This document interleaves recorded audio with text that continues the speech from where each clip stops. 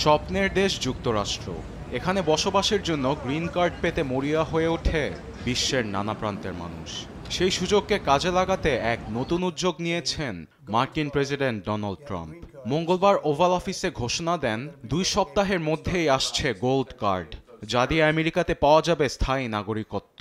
তবে এর বিপরীতে গুনতে হবে $5 মিলিয়ন, যা বাংলাদেশি মুদ্রায় 60 কোটি টাকার বেশি। আমরা গোল্ড কার্ড বিক্রির সিদ্ধান্ত নিয়েছি। $5 মিলিয়ন পরিবর্তে সহজেই এই কার্ড সবাই পাবে। সঙ্গে আছে স্থায়ী নাগরিকত্ব, যার জন্য এটি গ্রিন কার্ড থেকেও বেশি সুবিধা দেবে। এতে করে দেশে আরও ধনাঢ্য ব্যক্তিরা বৈধভাবে প্রবেশ করতে সক্ষম হবে। গোল্ড কার্ড চালুর পেছনে ব্যাখ্যাও দিয়েছেন মার্কিন প্রেসিডেন্ট। বলেন, ধনাঢ্য ব্যক্তিদের প্রবেশে দেশে করদাতাদের সংখ্যা বাড়বে, তৈরি হবে কর্মসংস্থান। হাতে কারিগরি অর্থ থাকার কারণে তারা দেশে বিনিয়োগ করবে, কর্মসংস্থান তৈরি করে আমাদের জনগণকে জনশক্তিতে রূপান্তর করবে। এতে আমাদেরও অর্থায়ন হবে। যদি 10 মিলিয়ন গোল্ড কার্ড বিক্রি করতে পারি, তাহলে সরকারি অর্থায়ন তহবিলে $50 ট্রিলিয়ন যোগ হবে। আমাদের ঋণের পরিমাণ $35 ট্রিলিয়ন।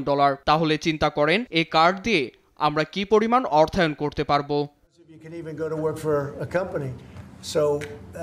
গোল্ড কার্ডের উদ্যোগকে সাধুবাদ জানান যুক্তরাষ্ট্রের কমার্স সেক্রেটারি হাওয়ার্ড লুটনিক।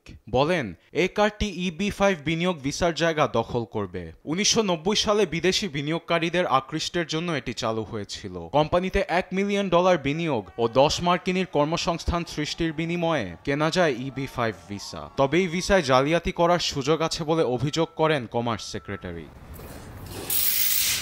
বিশ্বের নানা প্রান্তে গোল্ডেন ভিসার মাধ্যমে অর্থায়ন বর্তমান বাণিজ্য যুগে প্রচলিত। অস্ট্রেলিয়া, যুক্তরাজ্য, স্পেন ও কানাডার মতো দেশে বিদেশি বিনিয়োগকারীদের জন্য আছে গোল্ডেন ভিসা। আরবেদ Afsar, news desk, Desh TV.